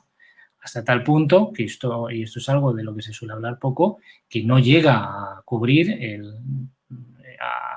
riesgo de pobreza. 400 y pico euros de las prestaciones asistenciales no sirven, insisto, no garantizan estar fuera del nivel de la pobreza. Por consiguiente, aquí también tenemos mucho en lo que trabajar, sobre todo y fundamentalmente en esta parte débil, que es la parte asistencial, simplificándola, ampliándola y, sobre todo, incrementando la cuantía que, insisto, no son ni mucho menos suficientes. Gastamos también poco en ayuda a la familia. Esta es una de las grandes políticas olvidadas en nuestro estado del bienestar, como también lo han sido hasta una época relativamente reciente las prestaciones dirigidas fundamentalmente a luchar contra la pobreza. En este sentido, me parece que el ingreso mínimo vital es os lo pongo aquí, un soplo de aire fresco que puede aportar bastante en materia de redistribución. He visto también vuestras críticas por aquello de los límites de edad y, bueno, en cierta medida la comparto, aunque responde a un criterio técnico. Es verdad que el ingreso mínimo vital es un derecho subjetivo, así lo dice el propio Real Decreto Ley, pero se articula técnicamente a través de unidades de convivencia. Y esa articulación técnica pues hace que si el joven se integra en una unidad de convivencia, sean otros quienes vayan a ser los titulares, y solo cuando consigue demostrar que él es, o que esa persona es la cabeza de esa unidad de convivencia, cuando va a conseguir ser titular del ingreso mínimo vital. En todo caso, como señalaba Sara, es una prestación que viene a complementar la de las comunidades autónomas, pero no es una renta básica, aunque sí puede ser un paso en una futura configuración de la renta básica. Yo siempre he apostado por el sistema de protección por desempleo, el ensanchamiento del sistema de protección por desempleo como el camino en el que avanzar hacia la renta básica. Aquí, el nacimiento del ingreso mínimo vital puede ser otro camino, no sé si confluyente o paralelo, hacia esa hipotética renta básica futura. Una última nota, aunque lo podemos tratar también en el debate. Ojo, digo que es una prestación complementaria a las de las comunidades autónomas y que nace precisamente como dada la insuficiencia de las prestaciones o de los subsidios que se dan en las comunidades autónomas. Y, por tanto, esos intentos por parte de algunas comunidades autónomas de apropiarse del IMV para reducir los propios debieran ser abortados, ¿no? La gestión por parte de las comunidades autónomas tiene que ser para reforzar lo que desde las comunidades autónomas se ha puesto en marcha en materia de lucha contra la pobreza. Voy terminando ya porque me quedan 2 minutos. La otra parte, la otra gran pata en materia de redistribución, os decía, no solamente son las prestaciones, las ayudas en dinero, sino también los servicios. Los servicios también redistribuyen. Y aquí fundamentalmente se suele hablar de la sanidad y la educación como los 2 grandes pilares de nuestro estado del bienestar y fundamentalmente de la educación. porque la educación proporciona las herramientas para la libertad futura de los sujetos, para intentar que la generación siguiente viva un poco mejor que la generación anterior. Sin embargo, también existen otras políticas de las que se habla menos, pero que pueden contribuir a la redistribución y, como os decía al principio, creo que las políticas activas de empleo pueden jugar un papel esencial y, sin embargo, no han sido concebidas como un servicio más de nuestro estado del bienestar, ni mucho menos al nivel en el que se sitúan la sanidad y la educación. Aquí os mostraba el porcentaje de gasto público y cómo, de nuevo, sobre todo la sanidad es la que ocupa uno de los puestos centrales o un porcentaje muy significativo, al igual que la educación. ¿Qué es lo que ocurre con las políticas activas de empleo? Bueno, pues estamos ahí un poquito por debajo de la media de la Unión Europea y por debajo de la media de la zona euro, lejísimos de Alemania, Austria, Francia o de los que encabezan la inversión en políticas activas como son Holanda, Luxemburgo, Dinamarca, etcétera. Y hasta la fecha lo que más nos hemos gastado ha sido en incentivos a la contratación. He visto también en vuestro documento que los criticáis y con razón. Los incentivos a la contratación no sirven con carácter general para generar empleo, sirve para que el empleo que se va a generar se focalice en determinados colectivos con especiales dificultades, ¿no? Y de ahí que podamos gastar más, como mostraba el gráfico anterior, pero sobre todo podamos gastar mejor en aquellas políticas que parecen tener un mejor resultado, como pueden ser la formación, como puede ser la orientación, etcétera, etcétera, etcétera. Siempre cuento, cuando hablo de las políticas activas de empleo, una anécdota que me pasó cuando estuve viviendo en Dinamarca, pero como me he quedado con tiempo, sin tiempo, os dejo el cebo para ver si queréis que lo mencione también en el turno de preguntas. Por mi parte, nada más y muchas gracias.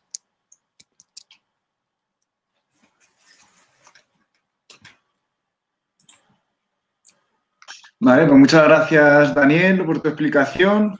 Sin duda, pues puntos también interesantes, que no solo pensar las posibilidades de introducir una renta básica, reducir la propuesta de la jornada laboral, sino también blindar y reforzar otra serie de políticas y derechos del sistema público de prestaciones.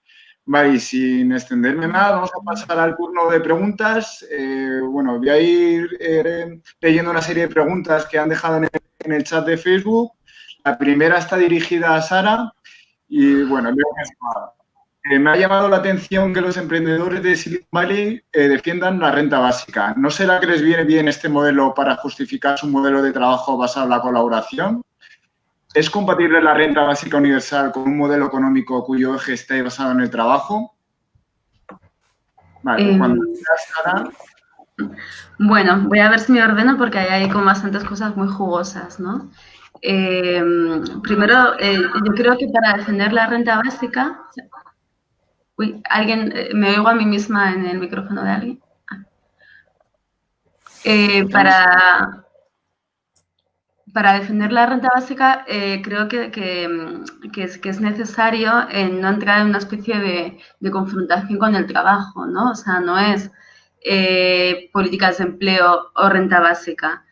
Entonces, sí que estaría muy alerta y entiendo un poco a qué viene esta pregunta, ¿no? Y no hace falta más que ver pues, el modelo Glovo, ¿no? El modelo Uber y pensar en una realidad en la que el Estado te paga un poquito y luego pues estas plataformas te pagan otro poquito por esta economía colaborativa de mentirijilla, ¿no? Que se está imponiendo desde tantas plataformas. Por eso yo creo que la defensa de la renta básica universal no es tanto una solución ante la falta de trabajo o una respuesta al desempleo o a la precariedad, sino que tiene más que ver con una forma de entender los derechos económicos y sociales, ¿no? Hemos entendido los derechos económicos y sociales como algo a lo que se accede a través del empleo, ¿no? Para una parte importante de la sociedad, para los que no tienen los medios para acceder a recursos. Y creo que esto ha adulterado nuestra relación con el trabajo, porque al no tener una base sobre la que negociar, cada vez hemos visto cómo se han ido mermados nuestros derechos laborales con mayor intensidad, ¿no? Como bien has puesto también Daniel en su intervención. Entonces, yo creo que no, que entiendo, me parece interesante cómo aborda John esta cuestión, en plan de dónde ponemos la pasta primero, pero creo que estamos todos de acuerdo en que son todo medidas complementarias, ¿no? Entonces, no es una cosa en oposición de la otra, pero sí que creo que es fundamental afirmar la renta básica como derecho económico-social, del mismo modo que si pensamos en que tenemos que garantizar una sanidad universal, primero partimos de ahí y luego vemos de dónde sacamos el dinero, ¿no? Ese cambio de orden, ¿no? Pasar de un paradigma de no tenemos recursos, vamos a ver si llegamos a dar 400 euros a los más pobres entre los pobres, a todo el mundo tiene que tener una base material garantizada, vamos a ver de dónde sacamos el dinero, ¿no? Porque lugar ahí, yo creo que la política es ajustar los recursos a nuestros objetivos políticos de justicia social, de redistribución y de cumplir con los derechos humanos. ¿Y qué otra cosa voy a decir? Y también en esta lógica de cómo convencer a tu colega de que la renta básica es necesaria, creo que es contraproducente atacar al trabajo en sí, porque yo creo que el trabajo sí que puede aportar dignidad, ¿no? Pero no cualquier tipo de trabajo ni en cualquier condición. Y creo que caer en esta lógica de renta básica universal o trabajo acaba siendo casi una herramienta, ¿no? En manos de quienes no quieren ni una renta básica universal ni un trabajo digno para que perdamos energía en este debate.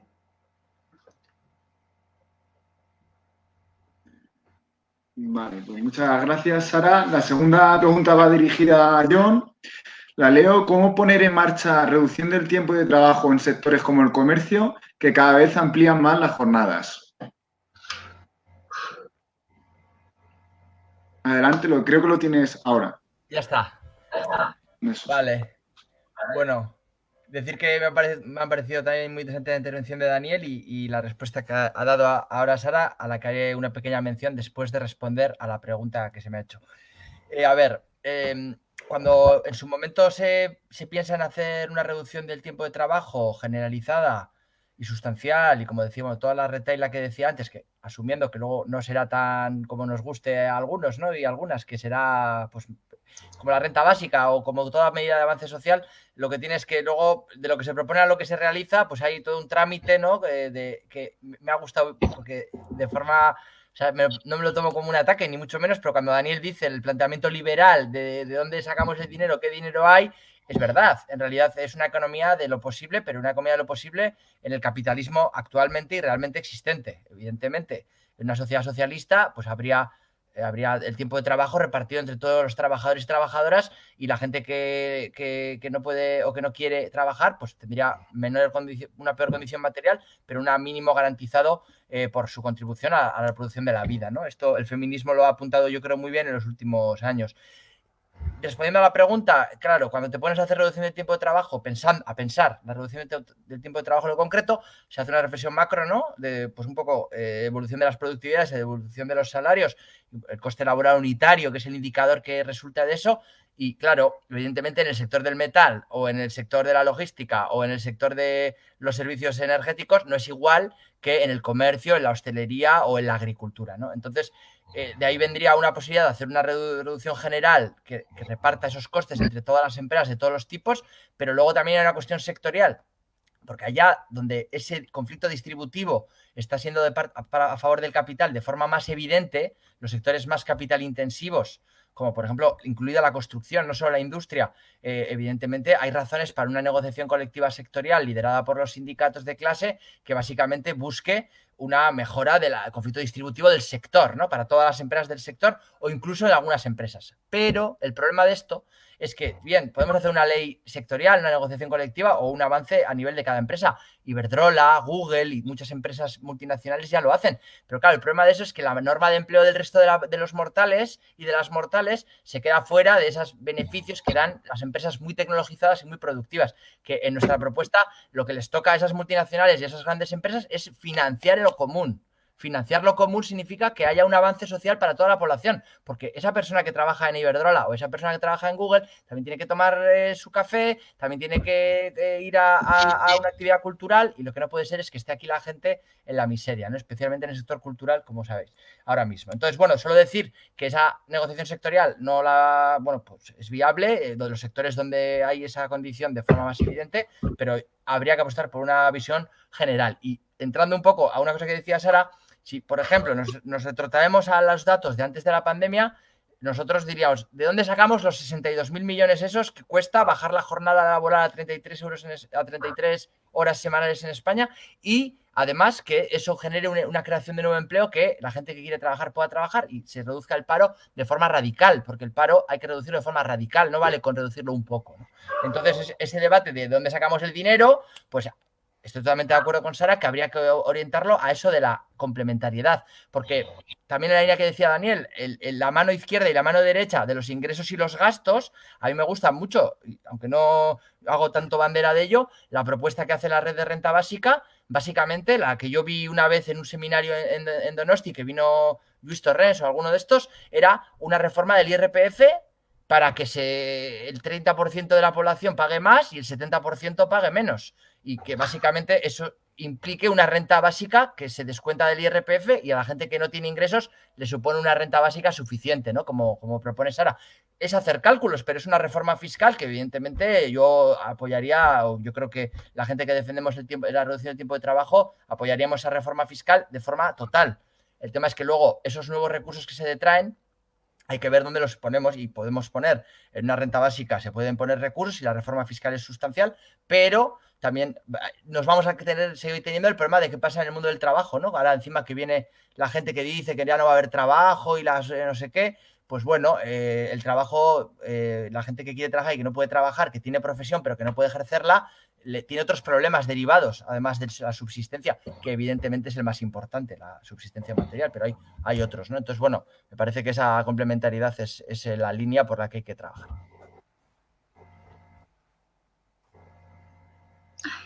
Vale, muchas gracias, John. La tercera pregunta dirigida también para Sara. Dice, me ha gustado mucho el formato que has utilizado de darnos argumentos para convencer a nuestro colega, y todas estas pegas que normalmente se escuchan contra la renta básica me llega a preguntarme lo siguiente. ¿Se está responsabilizando de todos los males del mundo a la renta básica y se la acusa de no llegar a todo? Y, por tanto, paradójicamente, ¿son ese tipo de argumentos los que solo son capaces de contemplar la renta básica como un horizonte? Sigue la pregunta, dice, si consideramos la renta básica como un medio para la transición hacia sociedades postcapitalistas y más justas, ¿dejarían de surgir este tipo de acusaciones que responsabilizan a la renta básica de todos los males del capitalismo? Cuando quieras. ¿Sí? Bueno, pues me alegro de que te haya gustado el formato. Como veo que sois jóvenes, pues he dicho, voy a hablar de colegas y así me encaja. No, bueno, respecto a las pegas, justamente, bueno, perdón, has prometido otras cosas del trabajo, ¿no? Pero vengo de que escribí una entrevista sobre pensamiento crítico actual, y la persona entrevistada, que no voy a hacer spoilers, decía que encontraba, ¿no?, como cierta tristeza en esta idea del pensamiento crítico como un pensamiento dedicado siempre a como poner a parir a gente y buscar como los fallos de todas las ideas, ¿no? Los peros de todas las propuestas y los límites de todas las utopías. No lo decía con esas palabras, pero esa es un poco la idea de fondo. Y creo que esto es muy agotador, porque es una forma de pensamiento en la que estamos un poco instaladas, ¿no? Entonces, yo sí que creo que lo que sugieres, ¿no?, la continuación de la pregunta, esta segunda parte de si hablar de la renta básica como una forma que no desde luego por sí sola, como un paso más hacia una sociedad postcapitalista, abundar en las relaciones entre la renta básica universal y las posibilidades decrecentistas, todo lo que posibilita como apartar la mirada o desenfocar por un ratito la mirada del trabajo, ¿no? Del empleo asalariado como único trabajo que cuenta para acceder a recursos y pensar en todos esos trabajos que no son asalariados. O sea, creo que poner un poco patas arriba todo esto sí que nos permite mirar más allá, y no sé si lo llamaría utopía o si utopía es algo un tanto ambicioso e incluso no con tan buena prensa, ¿no?, en nuestros tiempos, pero sí por lo menos lo llamaría una ampliación de la imaginación política, ¿no? Con tantos ataques y tantas ofensivas de que todo va peor y de que todo lo que hay son riesgos de crisis económicas, políticas y fascistoides, nuestra imaginación política anda un poco dañada, ¿no? Entonces sí que creo que quizás poder proyectar hacia un futuro otro y arrastrar, no sé si esa es la palabra, o por lo menos pedirle a la gente que nos acompañe a esa visión, a esa mirada, puede suponer una cierta barrera pues a este pensamiento crítico, que esta vez es un pensamiento más criticón, ¿no?, y de poner peros y fatalista, que nos impide avanzar muchas veces.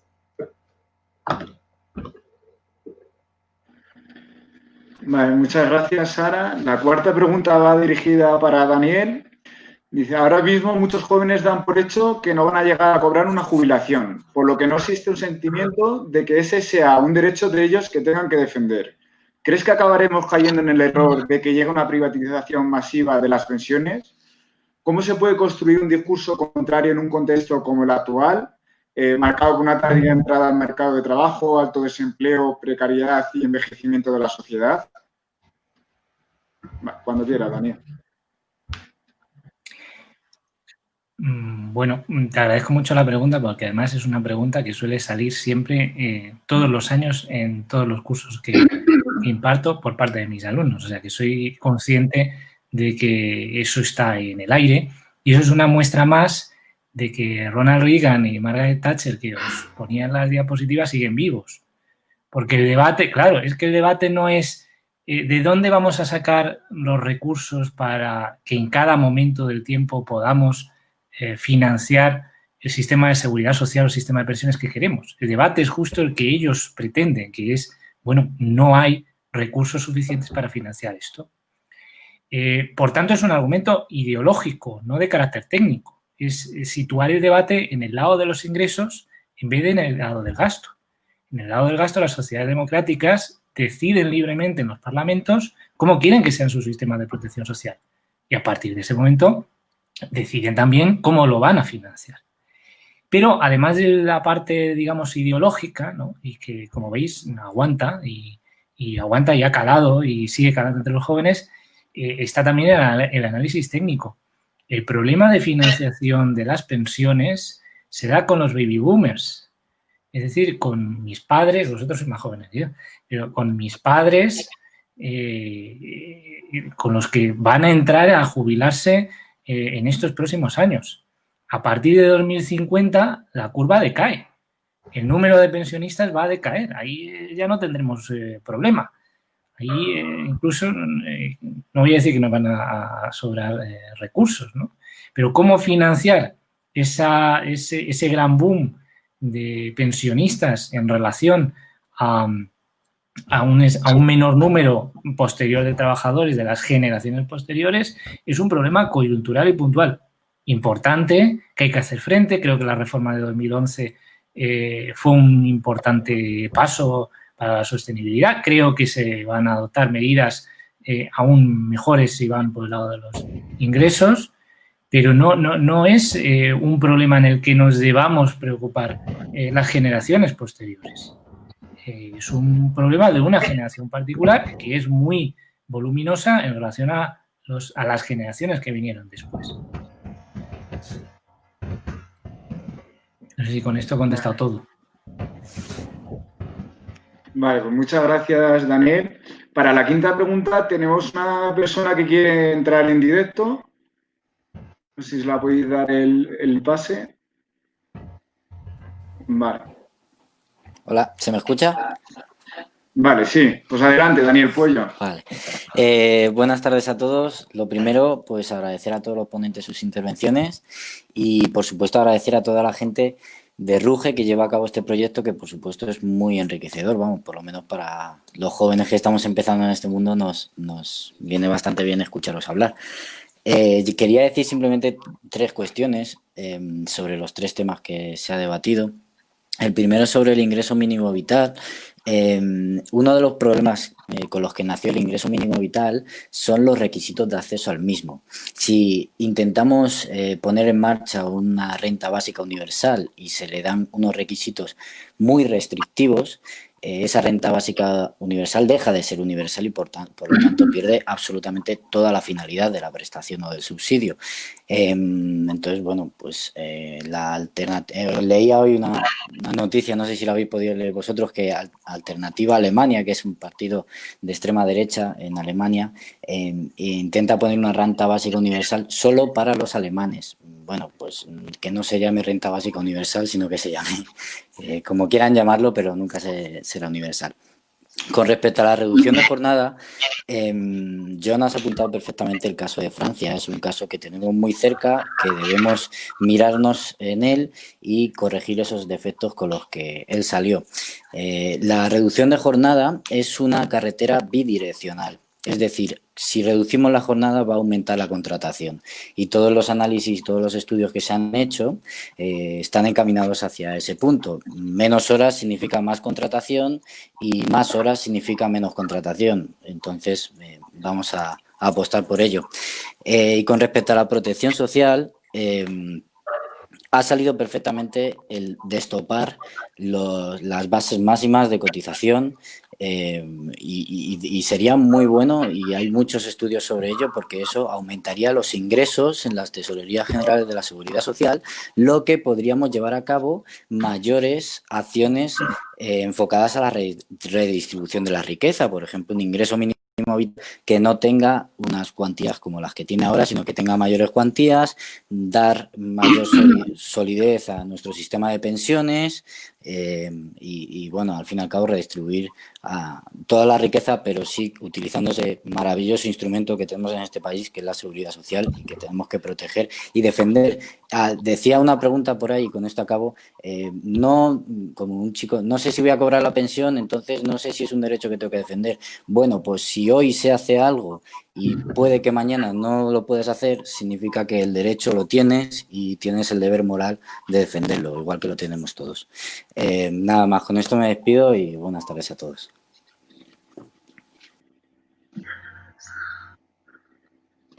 Vale, no sé si queréis alguna responderle o como me digáis.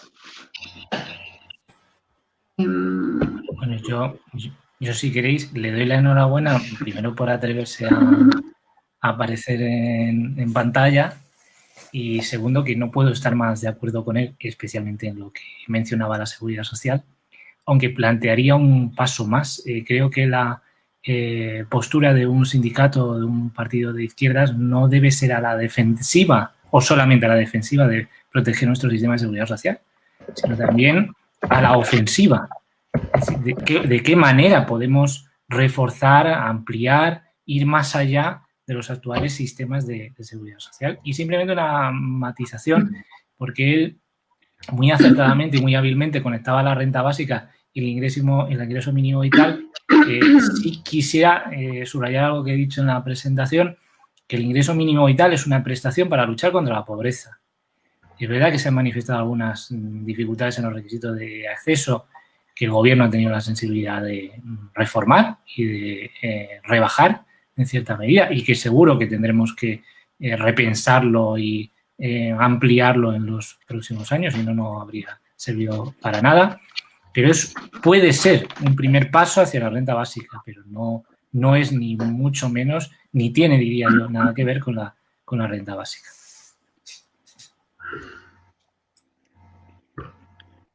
Vale. Pues nada, muchas gracias, Daniel, y gracias también a Daniel Puello por participar en la sesión y te esperamos en sesiones venideras. Pasamos a la pregunta número 7. No, la pregunta número 6 va dirigida para John y dice, en base a tu experiencia y tu opinión, ¿qué fórmula crees que tendría más recorrido y es más viable en una propuesta de reducción de jornada? ¿Concentrar las horas en 4 días o reducir la jornada diaria de los 5 días? Gracias. Bueno, espera, justo antes de esto, no sé si Sara quería comentar algo del tema de requisitos y MV, que has trabajado bastante, o es que has pasado. Es que no sé si me oye. Sí. Vale, pero es que no sabía si tenía audio y lo había puesto en el chat. Bueno, sí que me gustaría contestar a la interesante intervención de Daniel Puello, que bueno, yo realmente no he hablado de ingreso mínimo vital porque considero, como bien ha comentado Daniel, ¿no? Que no tiene nada que ver y que el ingreso mínimo vital no es una renta básica, sino que es una prestación contra la pobreza, ¿no?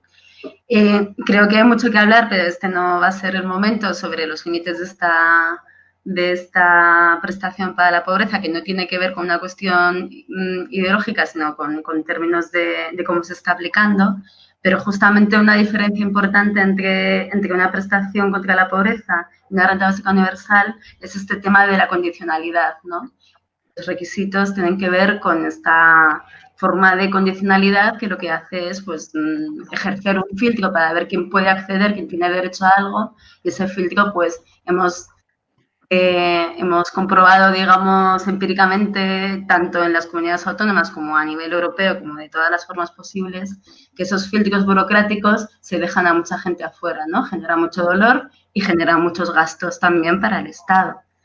Eso por un lado. Me ha parecido muy interesante lo que ha comentado de Alternativa por Alemania. De hecho, es que esto justamente fue un poco lo que pasó en Italia, ¿no? Cuando el movimiento 5 Stelle llevaba entre sus propuestas una renta de ciudadanía y entró en el gobierno con la Lega, ¿no? De Salvini, que a la hora de implementar la medida no ahorraron esfuerzos en insistir en que para que los inmigrantes tuviesen acceso a esta renta de ciudadanía, que tampoco era una renta universal, tenían que llevar muchos años de residencia en el país, ¿no? Como para insistir, o sea, como que la combinación de una renta a la ciudadanía más una política de extrema derecha es letal y es totalmente poco deseable, ¿no?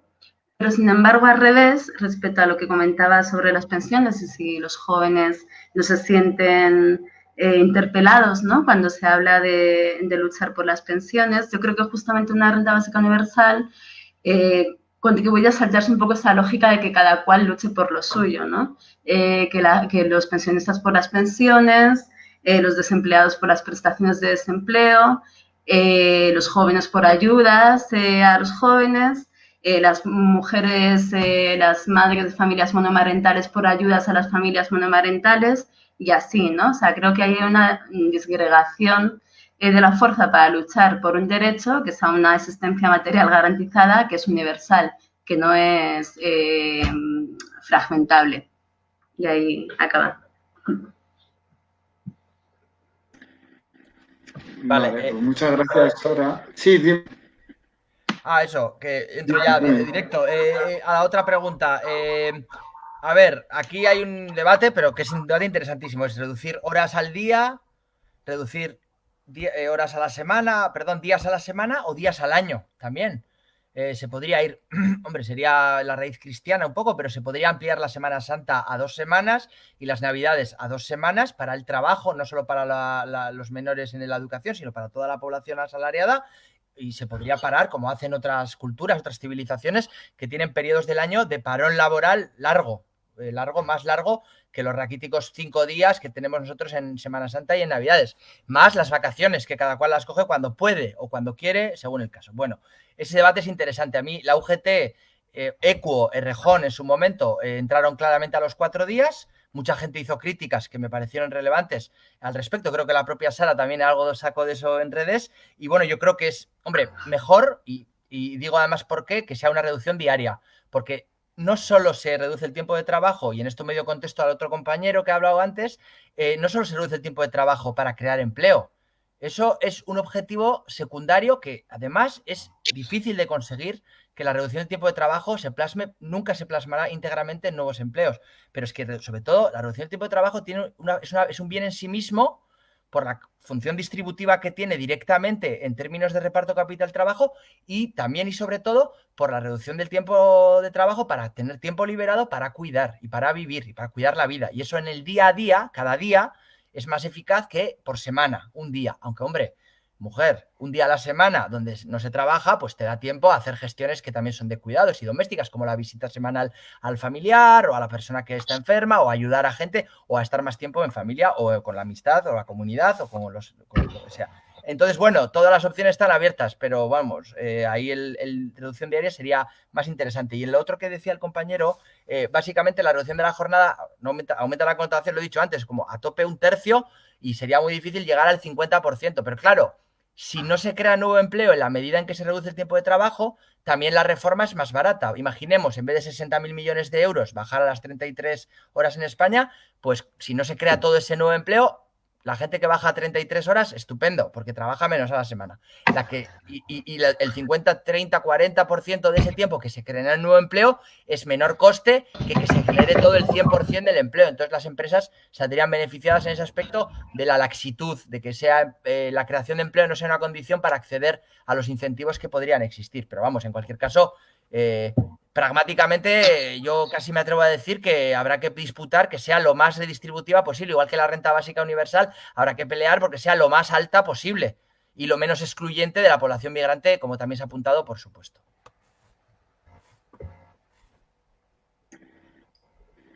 Bueno, muchas gracias, John. Y ya pasamos a la última pregunta. Está dirigida para Daniel. ¿La inversión en servicios públicos no sería, desde una perspectiva económica, social y laboral, una solución a nuestro modelo productivo, o al menos parcialmente, y al mismo tiempo sería una garantía redistributiva? Y por otro lado, ¿qué importancia tienen actualmente las políticas activas de empleo? ¿El recorte en estas políticas se ha manifestado en mayor brecha de desigualdad? Bueno, en primer lugar le mando un abrazo muy grande a Sara Bonmati. Y en segundo lugar, contestando sus preguntas muy inteligentes como es ella, lo primero, sin lugar a dudas, a mí me parece que una de las grandes enseñanzas de esta crisis tan brutal que estamos atravesando es que la inversión en lo social es positivo desde un punto de vista social, desde un punto de vista económico y, como señalaba Sara, también en lo redistributivo. Creo que este país tiene que hacer un gran esfuerzo porque la situación lo ha demostrado en sanidad, en educación y también en algunos sectores, ¿por qué no decirlo también, o llamarlos así, productivos, como era la dependencia, donde empezamos a desarrollarlo y como consecuencia de la anterior crisis, la crisis fiscal, pues nos quedamos a medio camino, ¿no? Esas son áreas fundamentales para la generación de empleo, para la generación de riqueza, para la generación de bienestar y para también el aspecto que da hoy objeto de debate, que es el de la distribución. Así que, sin lugar a dudas, me parece que esas son zonas o nichos clave. Y, en segundo lugar, en lo que hace a la pregunta relativa a las políticas activas de empleo, creo sinceramente que en este país no nos hemos tomado las políticas activas de empleo como un servicio a nuestro estado de bienestar, sino que simplemente hemos, por una parte, financiado incentivos a la contratación y, por otra, hemos tenido los trabajadores, los empleados públicos suficientes para gestionar prestaciones, pero no para ayudar a las personas a encontrar un nuevo puesto de trabajo. La anécdota que mencionaba antes, yo cuando estuve viviendo en Aalborg, en Dinamarca, que es una ciudad de 120.000 habitantes, tenía el Servicio Público de Empleo 800 personas para gestionar las políticas activas de empleo. Y luego, cuando volví a España y estuve dando una charla como esta, una persona del público me dijo que trabajaba en la oficina de empleo de Carabanchel, que tiene 240.000 habitantes, casi el doble de lo que tiene Aalborg, y tenían en aquel tiempo 22 personas. Claro, yo soy consciente de que no podemos convertirnos en un estado nórdico, pero de 22 a 800 me parece que es muy claro lo que es considerar las políticas activas como un auténtico servicio que el Estado ha de prestar y lo que hacemos en este país, que es, bueno, más o menos defendernos como podemos. Si no conseguimos llegar a niveles aceptables en otras más importantes o que se han considerado tradicionalmente más importantes, como sanidad y educación, que tenemos esas enormes dificultades, pues ya esta otra, que siempre ha sido la gran olvidada, pues así está, así está. Nada más, gracias.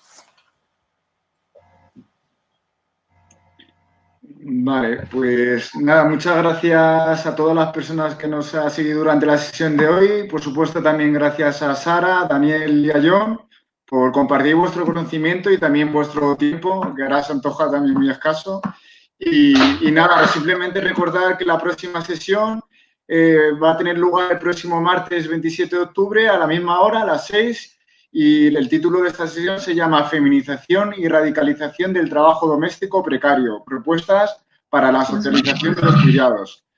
Vale, nada, simplemente recordar, nos vemos en la siguiente sesión y espero que participéis también en las redes sociales. Iremos subiendo pequeños fragmentos del vídeo de esta charla. Nada, muchas gracias a todos. Gracias. Gracias a vosotros.